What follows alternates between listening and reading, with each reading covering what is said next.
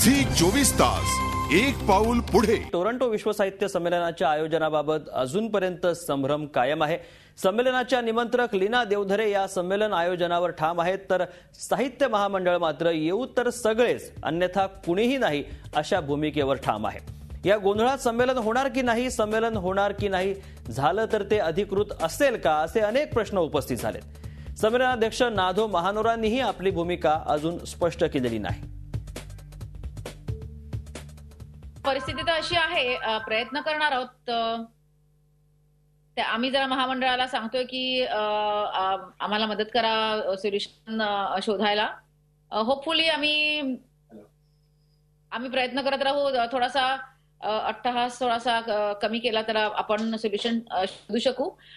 सगळ्यांना आणायचंय, नक्कीच आणायचंय. फक्त जसजशी तिकीटं मिळत जातील तसतशी आपण ती काढू. मग 4-4, 5-5, 10 ह्या नंबर्सनी आपण काढायचा प्रयत्न करतोय.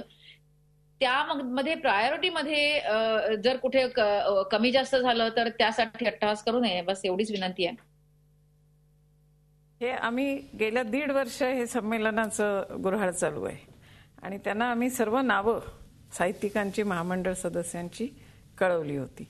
त्यांनी प्रथमपासून थोडासा असा विचार केला की हे सगळे आलेच पाहिजेत का, यातले सगळे साहित्यिक आहेत का, ह्यांना काही लोकांची नावं आम्ही ऐकलेली नाहीत, त्यांना तुम्ही कशासाठी आणता.